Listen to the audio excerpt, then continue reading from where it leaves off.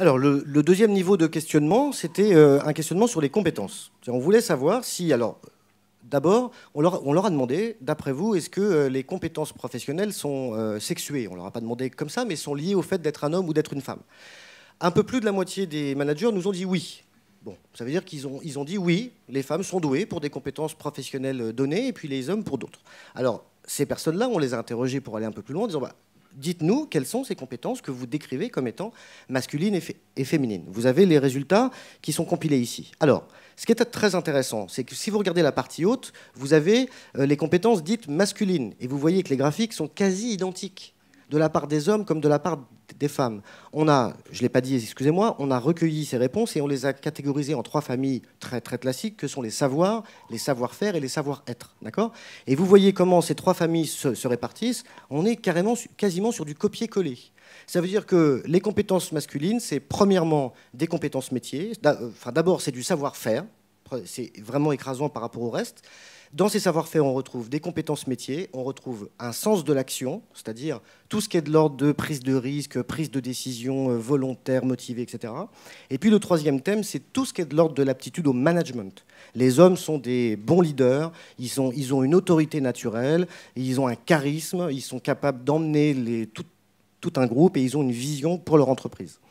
Et puis, ils sont un peu plus faibles sur les compétences dites de savoir-être, c'est-à-dire que sur les compétences relationnelles, on leur reconnaît une capacité à la communication, mais vraiment opératoire, on dit c'est des bons orateurs.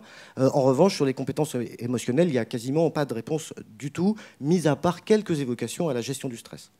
Mais ce qui est intéressant, c'est que hommes et femmes disent strictement la même chose. C'est-à-dire qu'on a complètement internalisé cette représentation des compétences différentes. Et encore une fois, l'entreprise n'est pas responsable de cela particulièrement. Il suffit de voir comment médiatiquement on nous persuade tout le temps que les hommes viennent d'une planète et que les femmes viennent d'une autre, et que ces 2 planètes ne peuvent pas se rencontrer. Mais à force d'avoir cette représentation-là, bah, on finit par se dire, bah, si on est tellement différents, est-ce que c'est possible de communiquer ? Bon. Donc il y a vraiment le fait qu'il y a un poids là de la culture qui est très fort. Si vous regardez les compétences féminines, vous avez une distribution qui est différente, mais très homogène, encore une fois, entre ce que disent les hommes et ce que disent les femmes. Ils nous disent quoi ? Du point de vue de l'intelligence, ils nous disent les femmes sont largement aussi intelligentes que les hommes, voire plus en proportion, mais c'est une intelligence différente. Alors que les hommes sont cartésiens et logiques, les femmes sont intuitives et créatives. Donc on a une évocation à l'intelligence, mais qui est assez différente. Et ensuite, la différence majeure, c'est beaucoup moins de savoir-faire, et avec des savoir-faire qui sont concentrés sur des mots-clés magiques que sont la rigueur et l'organisation. On nous dit les compétences d'une femme, c'est d'être organisée, rigoureuse, méticuleuse, et on nous évoque assez souvent la question de la multitâche. Une femme est capable de faire plein de trucs à la fois. Et puis, il y a l'apparition d'une catégorie forte, qui est celle des savoir-être, où on nous dit les femmes sont douées naturellement pour le mot magique, qui est le mot écoute, qui est le mot le plus souvent donné. Les femmes savent écouter, capacité à l'écoute, capacité à l'empathie. Elles sont plus humaines, plus chaleureuses dans leur relation à l'autre. Donc des compétences émotionnelles beaucoup plus fortement attribuées aux femmes qu'aux hommes, de la part des hommes et de la part des femmes. Les femmes complètement vont dans ce sens-là aussi. Donc sur effectivement le tableau, slide suivant, on vous a synthétisé le contenu de ces évocations parce que, comme Patrick vous le disait, les femmes sont mieux notées sur la dimension des savoir-être et les hommes mieux notés sur la dimension des savoir-faire. Mais ce qui est intéressant, c'est que le contenu même de ces savoir-être et de ces savoir-faire est différent en fonction du sexe auquel il l'attribue. Et donc, pour synthétiser, les compétences masculines, effectivement, seraient essentiellement donc, de l'intelligence logique et de l'esprit de synthèse, avec un sens de l'action, stratégie, de la combativité et du leadership, et avec, en matière de savoir-être, un sens de la négociation, de la gestion du stress et de la communication. Alors, la communication, elle a beaucoup été évoquée autour, effectivement, du marketing de soi, c'est-à-dire que les hommes sont très doués pour communiquer sur eux-mêmes et sur leur réalisation. Voilà. Et la question du réseau. Les compétences féminines donc, auraient beaucoup plus trait à une intelligence intuitive. Donc là, on est vraiment sur la question de l'intuition féminine. Les femmes ne seraient pas rationnelles et cartésiennes, mais lunaires, donc avec cette dimension de l'intuition féminine, créative, ce qui est un petit peu le pendant. Et donc avec de l'organisation, de la rigueur, du professionnalisme. On a aussi beaucoup entendu parler de sens du détail. Elles sont pointilleuses, elles sont minutieuses, les femmes. Et donc avec toutes ces dimensions d'écoute, d'empathie et de sensibilité. Donc c'est vrai que là, on se retrouve quand même avec un modèle qui est finalement assez archaïque et qui pourrait clairement illustrer le binôme entre le leader et son assistante, ou le dirigeant et une membre des fonctions support. C'est-à-dire l'un ayant ce sens de la vision, de l'action et de la stratégie, mais ne s'embarrassant pas trop des détails, et l'autre étant effectivement en backup derrière pour le tempérer, pour le calmer, pour l'écouter, le rassurer et organiser les tâches. Donc on est dans un schéma qui finalement reste encore assez caricatural et qui va avoir un certain nombre de conséquences dans l'entreprise, justement sur la construction des plafonds de verre et de l'autocensure. Donc là, on vous a mis quelques verbatims, mais qui illustrent complètement ces compétences. Donc les femmes sont plus humaines, elles ont plus d'écoute et prennent en compte les choses personnelles. Donc là, sous-entendu, la vie personnelle de leurs équipes. Et les hommes managers sont plus dans la règle. Donc là, on est vraiment typiquement sur le binôme, même je pourrais dire, le parallèle entre le bon père de famille et la maman qui est maternelle et à l'écoute. Donc en termes de conséquences, ce que ça va générer dans l'entreprise, alors le premier phénomène, c'est la question de l'autocensure des femmes. Parce qu'on l'a vu, il y a vraiment un consensus entre les hommes et les femmes sur la description des compétences typiquement féminines et masculines. C'est-à-dire que les femmes se décrivent, ou en tout cas décrivent les femmes en général, sur le même modèle que les hommes. Et donc du coup, elles peuvent avoir du mal à se projeter sur des postes de leader en s'interrogeant sur le fait qu'elles n'auraient peut-être pas les bonnes compétences. Ou en tout cas, que ce ne sont pas des compétences traditionnelles attribuées aux femmes. Donc ça, c'est des choses qu'on a beaucoup entendues dans les entreprises où on nous dit finalement, une femme, si elle coche 8 cases sur 10 pour postuler à un poste, elle s'interrogera sur sa légitimité. Un homme, il foncera et puis il se dira, on apprendra sur le tas et on verra. Donc ça pose vraiment cette question de la difficulté des femmes à s'identifier et à se projeter sur des postes qui n'ont pas des compétences qu'elles s'attribuent. Alors le deuxième point, et là on est plus du côté de la responsabilité finalement des managers et des évaluateurs, c'est que selon un principe d'attention sélective, on a beaucoup plus tendance à identifier les éléments qui sont conformes aux stéréotypes. Et donc, du coup, on arrivera plus facilement à trouver d'une femme qu'elle est à l'écoute, qu'elle est empathique et qu'elle est organisée, et on arrivera plus facilement à identifier chez un homme du charisme, du leadership et de l'action. Alors même que l'homme et la femme pourraient être exactement sur les mêmes niveaux d'écoute et de sens de l'action. Donc ça va induire des biais et du coup des mécanismes de discrimination qui sont très souvent d'ailleurs indirects et inconscients. Par exemple, on a entendu pour des postes à responsabilité, l'homme on va lui faire confiance, la femme doit prouver qu'elle y arrive. On a également cette dimension-là sur la disponibilité aussi, où on nous dit finalement, un homme on ne s'interroge jamais sur sa disponibilité avant de lui donner une opportunité, alors qu'une femme on se demandera toujours si avec sa vie familiale, avec son conjoint, est-ce qu'elle sera mobile, est-ce qu'elle arrivera à gérer ses enfants et les responsabilités, est-ce qu'elle arrivera à s'imposer devant une équipe soit masculine, soit une équipe un petit peu compliquée à manager, alors que ce sont des questions qu'on se pose un petit peu moins pour un homme parce qu'on considère que ce sont des compétences qui sont masculines.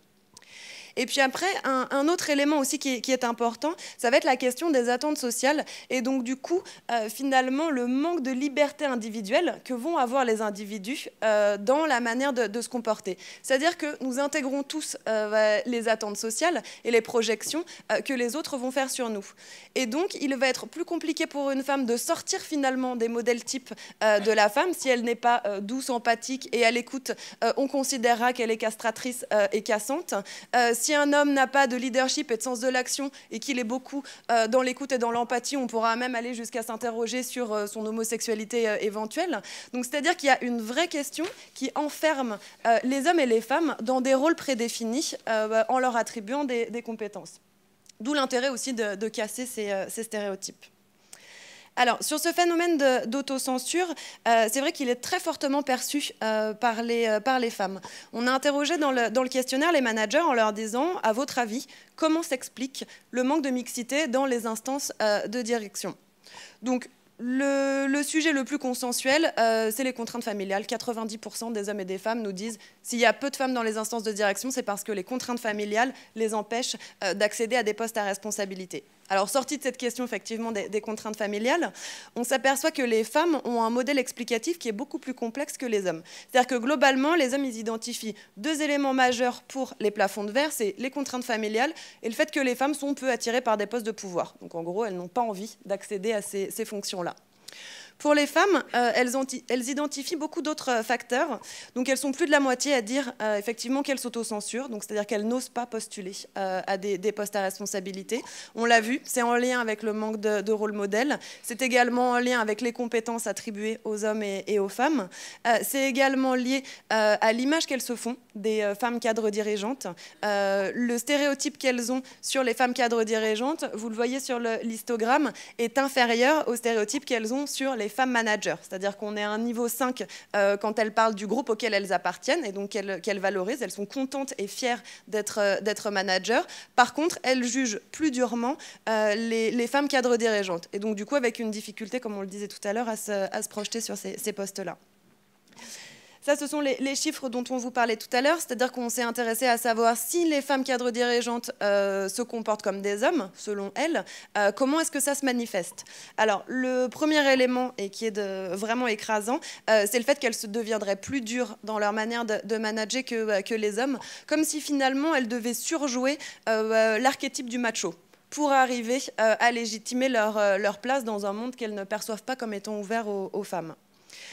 On a aussi également la dimension sur le fait qu'elles deviendraient plus carriéristes encore que les hommes, avec un surinvestissement professionnel, et qu'elles pourraient être donc très sévères à l'égard de leurs collègues féminines, et donc du coup ne pas favoriser l'ascension des autres femmes.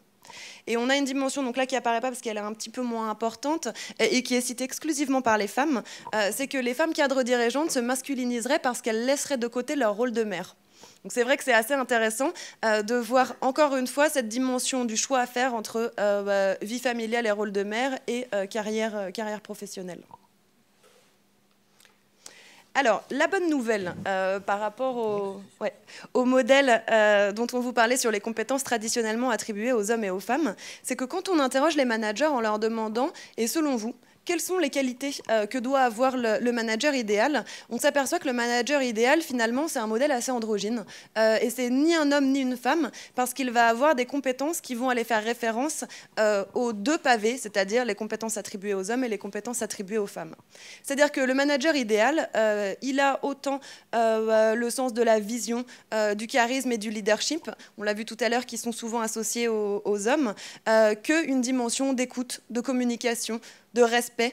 C'est donc toute la question de l'intelligence émotionnelle et de la capacité du manager à fédérer, à écouter, à impliquer et à déléguer. Donc c'est-à-dire qu'on sort complètement des modèles de management qui seraient finalement très, très autoritaires pour arriver dans un mode de management qui est beaucoup plus androgyne et dans lequel du coup les femmes peuvent beaucoup plus facilement se projeter parce qu'elles ont une partie des compétences, en tout cas dans leur imaginaire, de ce nouveau modèle. D'où l'intérêt pour les entreprises de formaliser, d'expliquer et de communiquer sur quelles sont les compétences attendues d'un manager dans l'entreprise, quel est le rôle du manager et donc du coup qu'est-ce qu'il doit faire et aller piocher dans les registres de compétences aussi bien féminines que masculines pour que l'ensemble des salariés puissent s'y projeter.